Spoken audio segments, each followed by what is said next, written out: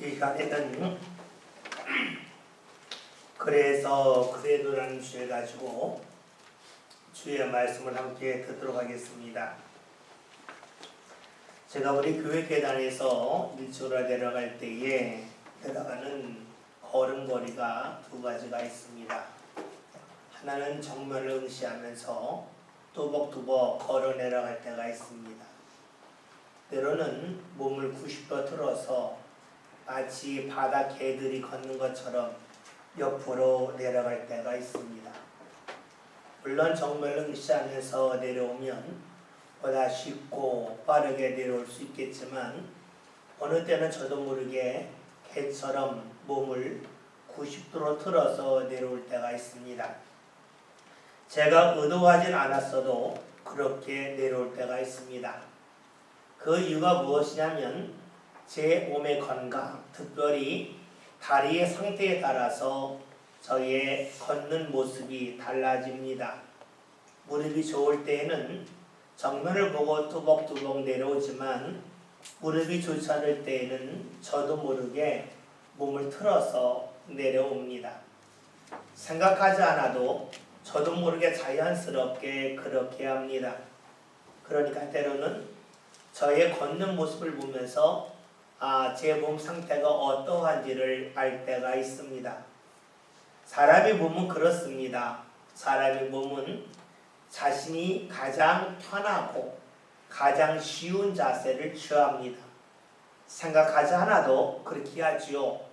바로 본능이기 때문입니다.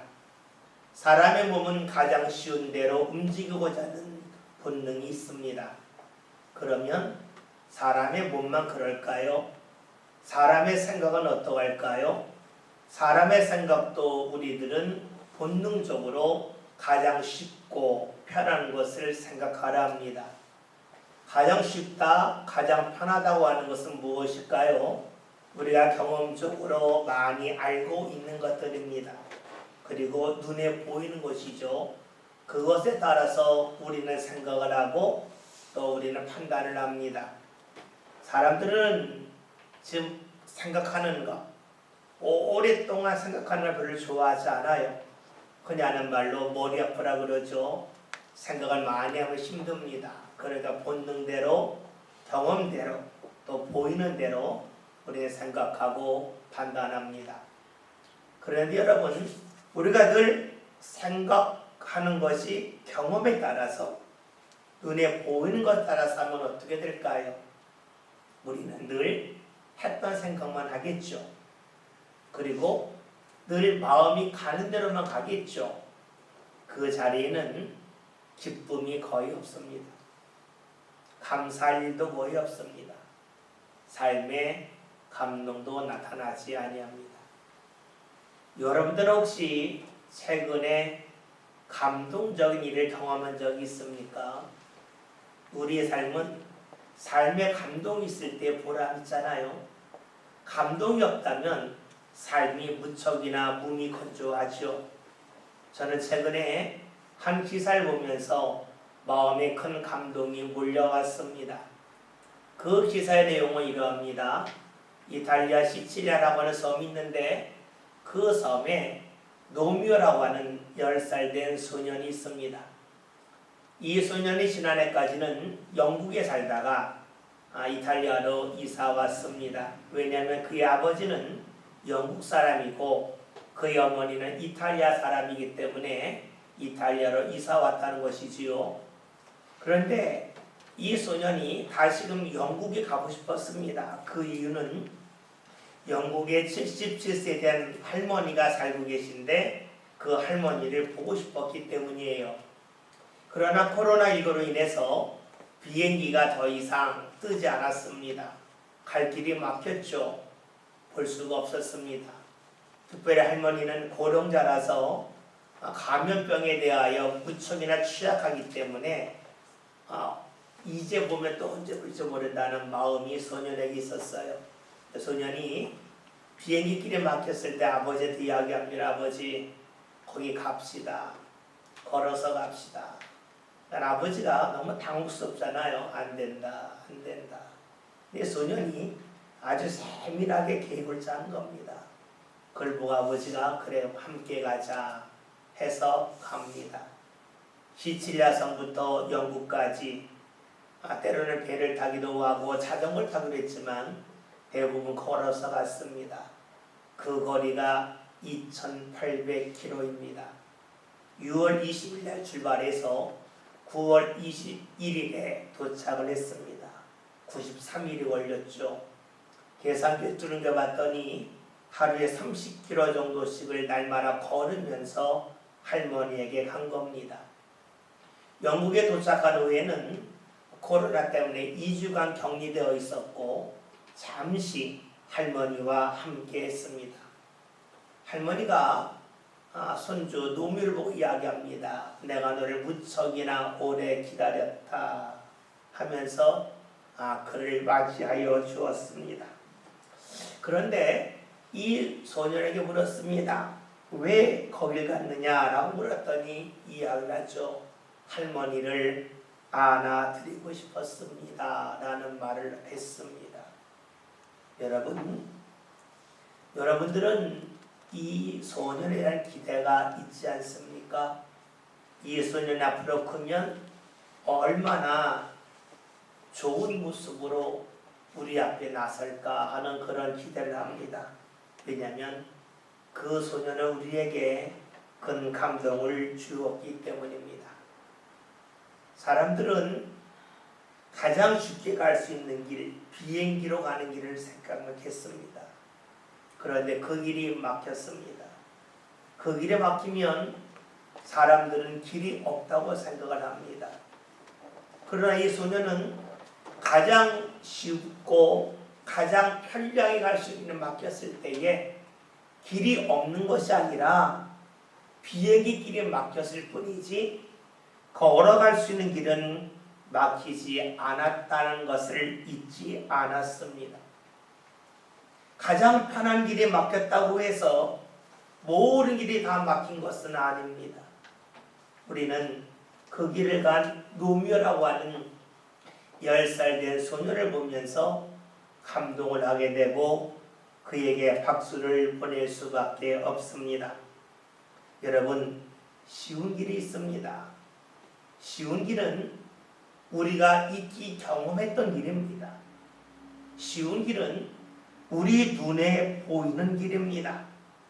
그럴 때로는 그 쉬운 길이 눈에서 사라질 때가 있습니다. 경험했지만 그 길을 갈 수 없을 때가 있습니다. 눈의 길이 보이지 않을 때가 있습니다. 그러면 우리는 길이 전혀 없다고 여기지요. 많은 사람들이 그렇게 살아갑니다. 오늘 성경에서도 그런 사람이 등장합니다. 바로 모세입니다. 우리가 출애굽기 4장에는 말씀을 보았는데 우리가 읽은 말씀 좀 앞부분을 보면 모세가 하나님을 만났을 때에 경험한 놀라운 일에 관한 말씀이 있습니다. 모세가 하나님을 통하여 말씀을 듣죠. 네 손에는 지팡이를 땅에 던지라. 그 말씀을 듣고 던졌습니다. 뱀이 되지요. 하나님 말씀합니다. 그 꼬리를 잡아라. 꼬리를 잡았더니 다시 지팡이가 됩니다. 하나님이 모세에게 또 말씀하시죠. 네 손을 품에 넣어봐라. 그리고 빼내라. 빼냈더니 손에 나병이 걸려요. 다시 말씀하시며 네 손을 다시 품에 넣었다 빼라. 뺐더니 나병이 낫게 되었습니다. 손이 깨끗해졌죠. 이렇게 하나님을 경험한 모세에게 하나님이 말씀하시기를 네가 애굽에 있는 왕 바로에게 가서 내가 할 말을 전해라 라고 말씀을 하십니다. 이 말씀을 들었을 때 모세가 어떻게 반응하는지 오늘 성경 10절에서는 우리에게 이렇게 말씀하지요. 10절에는 말씀을 다 같이 보겠습니다. 모세가 여호와께 아뢰되 오 주여 나는 본래 말을 잘하지 못하는 자니이다. 주께서 제게 말씀하시오에도 역시 그러하니 나는 입이 뻣뻣하고 혀가 둔한 자니이다. 아멘. 지금 모세가 하는 말이 하나님 제가 바울을 만나서 말을 해야 되는데 저는 말을 잘하지 못합니다. 저는 입술이 둔하고 혀가 뻣뻣합니다 라고 말합니다. 이런 모세의 주장은 사실 일리가 있어요. 왜냐하면 모세가 지금 80세입니다.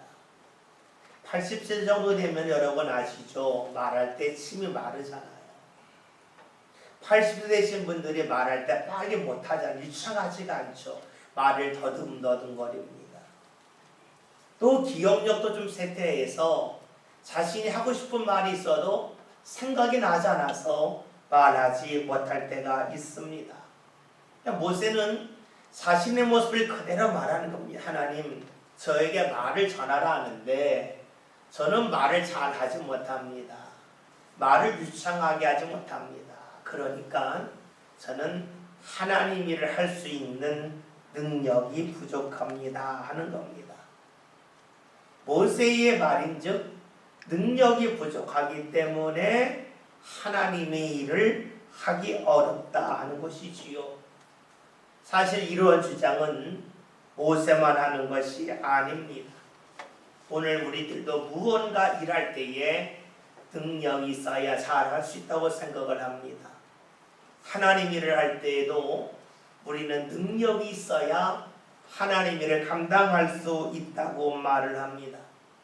특별히 우리 시대에는 능력이 없으면 할 수 있는 일이 없다고 여기고 있습니다. 그러니까 모세가 한 말, 저는 말을 잘하지 못합니다. 능력이 부족합니다. 그래서 하나님 일을 할 수 없습니다 라고 하는 말은 모세만 하는 말이 아니요, 오늘 우리 시대에 우리들이 즐겨하는 말이기도 합니다.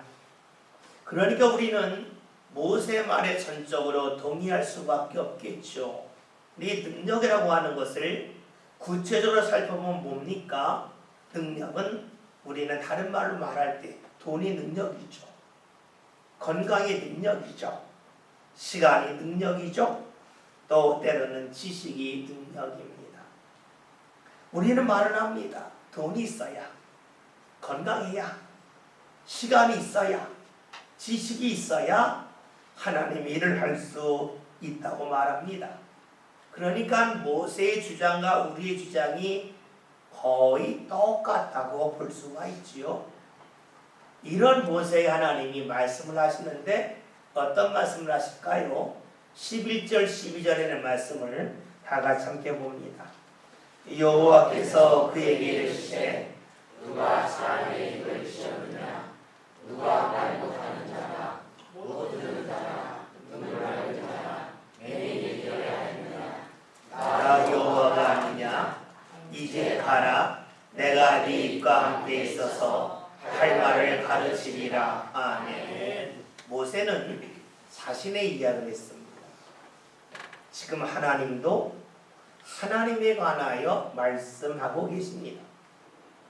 모세로 자신의 이야기를, 하나님도 자신의 이야기를 하고 계십니다. 똑같이 자신에 관하여 이야기합니다. 그러니까 형식적으로 같습니다.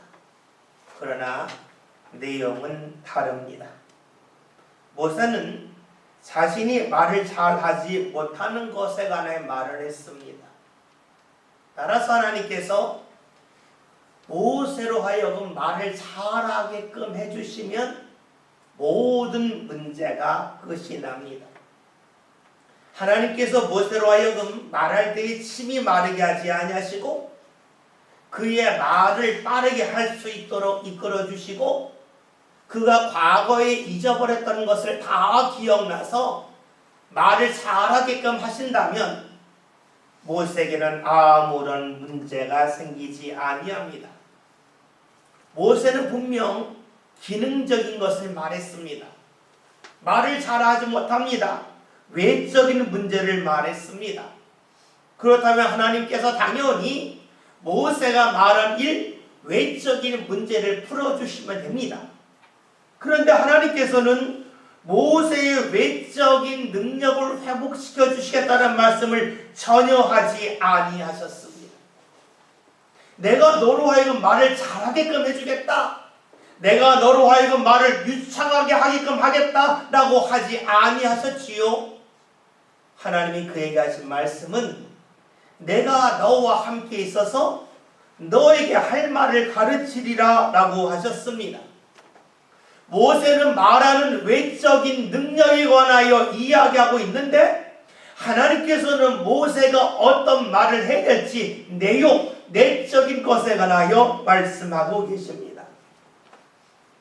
사실 모세는 외적인 능력에 관심이 많이 있습니다. 왜냐하면 외적인 능력이라고 하는 것은 눈에 분명하게 보이기 때문이죠. 말할 때 침이 마르지 않는다. 분명하잖아요. 말의 속도가 빨라졌다. 분명하잖아요. 잊어버렸던 것이 다 기억났다. 분명합니다. 그런데 하나님께서는 그런 문제를 해결해 주지 아니하셨습니다.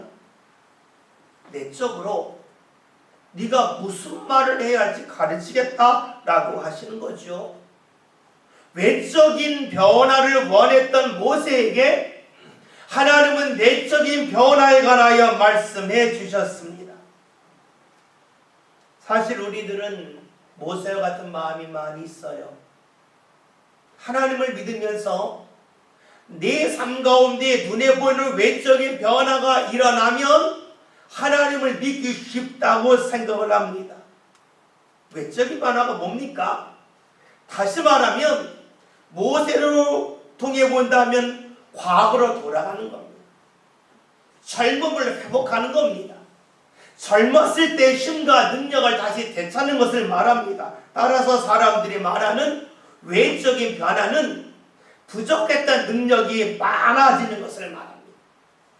우리는 하나님을 믿으면서 나의 외적인 힘이 강해질 때 비로소 하나님이 나와 함께 하신다고 하는 그런 생각과 믿음이 있습니다.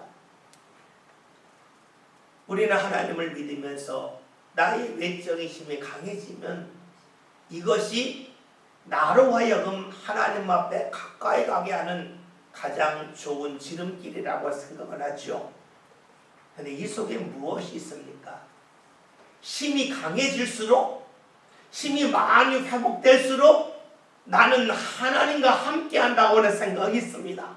여러분, 힘의 지배를 우리는 원하고 있습니다. 힘이 지배할 때 특징이 있죠. 나보다 힘이 약한 사람을 만나면 업신여기죠. 나보다 힘이 약하네, 업신여깁니다. 자신보다 힘이 강한 사람을 만나면 어떻게 될까요? 그 사람을 끌어내리고 싶죠. 그러니까 시기하고 질투합니다. 힘이 지배하는 곳에는 업신여김과 시기와 질투가 난무할 뿐입니다. 그런데 하나님은 우리에게 그런 걸 원하시는 게 아니에요. 하나님은 우리의 강함과 약함에 관계없이 우리가 하나님의 사람으로 살기를 원하십니다. 내 몸이 약하다 할지라도 하나님이 함께 하심을 통해서 과거에 감당하지 못했던 주의 일들을 감당하는 내적으로 강한 사람이 되기를 원하신다는 것이지요. 이것이 하나님이 우리를 대하시는 방법입니다. 외적인 강함이 아니라 내적인 강함을 우리가 느끼기를 원한다는 것이지요. 모세는 젊었을 때에 비하면 외적인 힘이 크게 약해졌습니다.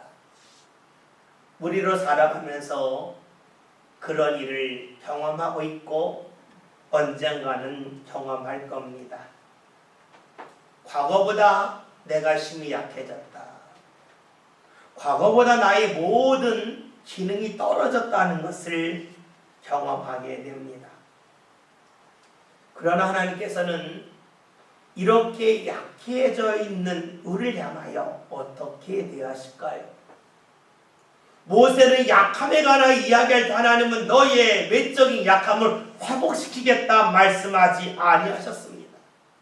분명 너 자신이 과거보다 약해진 것은 분명하지만 그런 너와 함께함을 통하여서 너로 하여금 내 일을 감당하겠다는 것이 바로 하나님이 모세에게 하신 말씀입니다. 여러분, 모든 사람은 다 늙습니다. 약해짐을 경험합니다. 그러나 우리 몸이 약해졌다고 해서 하나님과 멀어지는 것은 아닙니다.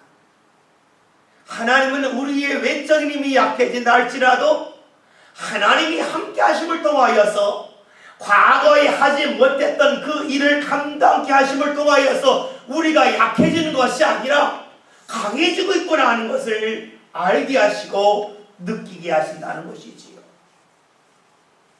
우리가 잘 알고 있는 바울의 고백이 있습니다. 내가 약할 때에 강함이니라. 무엇을 말합니까?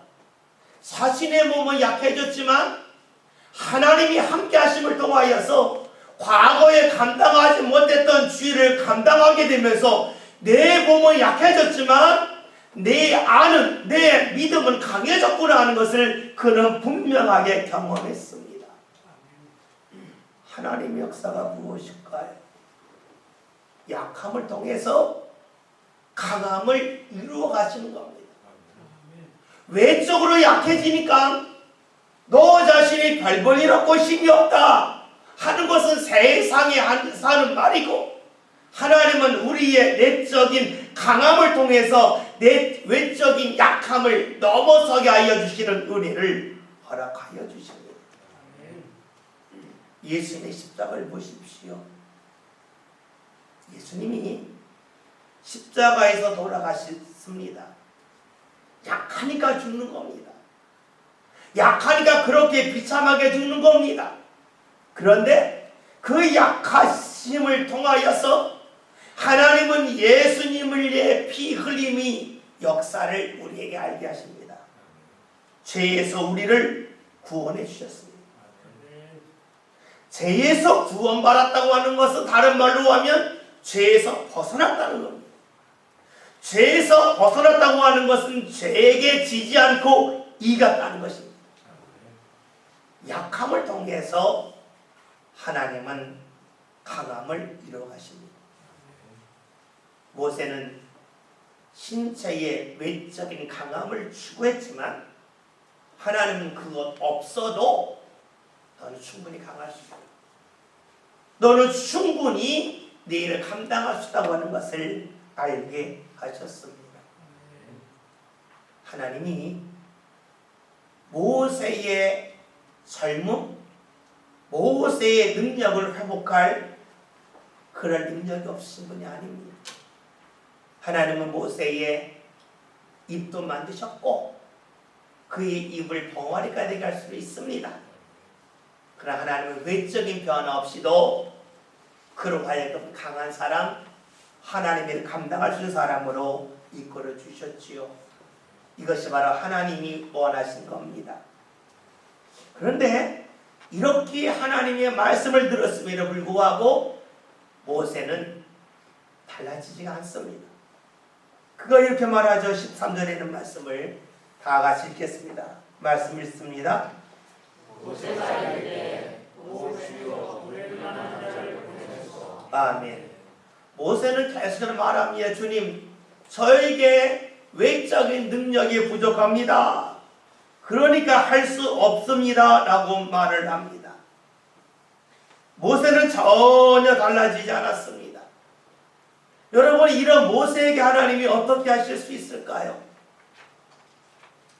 우리는 간혹 이런 얘기 할 때가 있죠. 하나님이 살아계시다면 왜 세상에 악한 사람들이 떵떵거리며 삽니까? 왜 가만히 내버려 두십니까? 라는 질문을 하지요. 지금 모세가 하나님의 말씀 안 들어요. 듣게 할 수 있는 쉬운 방법이 있죠. 하나님의 말씀을 듣지 않을 때에 그의 몸을 치는 겁니다. 말씀을 듣지 않을 때에 팔이 굳게 보십시오. 모세가 뭐라 그럴까요? 하나님, 제발 제 팔을 풀어주세요. 제가 하나님의 말씀대로 가겠습니다 라고 말하지 않겠어요? 하나님이 그런 능력이 없습니까? 있음에도 사용하지 않으셨어요. 그의 몸을 치지 않고도 할 수가 있죠. 환경적인 어려움을 줄 수가 있어요. 갑자기 하늘에서 내려지는 태양의 온도를 높일 수가 있어요. 50도, 60도 높일 수가 있어요. 모세가 하나님 저 뜨거워 죽겠습니다. 하나님 말씀 드릴게요. 제발 태양의 온도를 낮춰주세요. 말하겠지요. 하나님은 그렇게 하지 아니하셨습니다. 왜 그랬을까요? 모세가 하나님의 말씀을 따르지 않는다 할지라도 하나님은 모세를 여전히 존중하셨습니다. 사랑하셨습니다. 예수님께서 우리에게 가르쳐주신 주기도문의 첫 구절이죠. 하늘에 계신 우리 아버지요. 하나님은 우리 아버지세요. 세상의 군주라면 말을 듣지 않을 때 징계할 수 있어요. 몸을 가혹하게 다룰 수 있어요. 아주 어렵고 힘든 자리에 보낼 수가 있어요. 하나님도 그렇게 할 수 있으면 그렇게 안 하셔요. 왜요? 우리 아버지세요. 우리가 부족하다 할지라도 때로는 우리가 주의 말씀을 잘 듣지 아니한다 할지라도 하나님은 우리를 사랑하시고 우리를 존중해 주신다는 사실입니다. 그래서 모세가 이처럼 하나님의 말씀을 듣지 않고 외적인 능력에 매달림에도 불구하고 하나님은 그에게 징계하지 않으십니다. 그를 어떻게 대하실까요? 오늘 말씀 14절부터 16절까지 말씀을 다 같이 보겠습니다. 말씀 봅니다. 여호와께서 모세를 향하여 고하여 이르시되 왜 이 사람 내 형 아론이 잊지 아니하냐. 그가 알지 않은 것을 내가 알노라. 그가 너를 만나러 나오나니 그가 너를 볼 때에 그의 마음에 기쁨이 있을 것이라. 너는 그에게 말하고 그의 입에 할 말을 주라. 내가 내 입과 그의 입에 함께 있어서 너희들이 행할 일을 가르치리라. 그가 너를 대신하여 백성에게 말할 것이니 그는 내 입을 대신할 것이요 너는 그에게 하나님같이 되리라. 아멘. 하나님은 모세가 말씀을 듣지 않음에도 불구하고 그를 사랑하고 존중하셨습니다. 그 하나님께서는 우리가 주위에서 악한 사람이라고 여기는 그에게도 역시 하늘에 계신 아버지시기에 그를 존중하고 사랑해 주십니다. 오늘 우리들에게도 그렇게 다가오시지요. 그 하나님께서 오늘 모세가 계속해서 하나님의 말씀을 멀리 할 때 어떻게 하시는가? 오늘 14절부터 16절의 말씀 아주 간단합니다. 아론을 너에게 붙여주겠다는 겁니다. 여러분 생각해 봅시다. 하나님과 모세가 있습니다. 누가 강자입니까? 모세입니까? 하나님입니까? 하나님이시죠. 여러분 그렇다면 강자에게 약자가 맞춥니까? 약자가 강자에게 맞춥니까? 당연히 약자가 강자에게 맞춰야 됩니다. 그런데 하나님께서는 강하신 분임에도 불구하고 약하디 약한 모세에게 맞춰주십니다.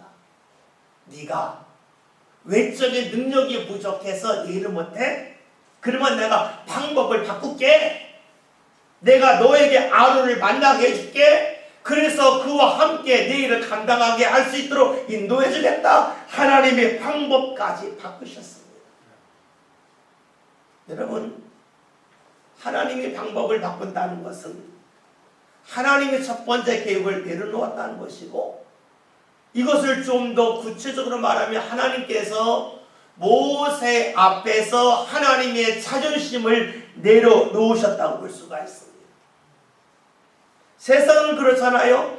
네가 약해? 그럼 날 따라와야지. 강자하는 말입니다. 그런데 하나님은 강하신 분임에도 불구하고 약한 모세에게 하나님께서 하시는 일을 수정해 가면서까지 맞춰주셨습니다. 네가 올라오라가 아닙니다.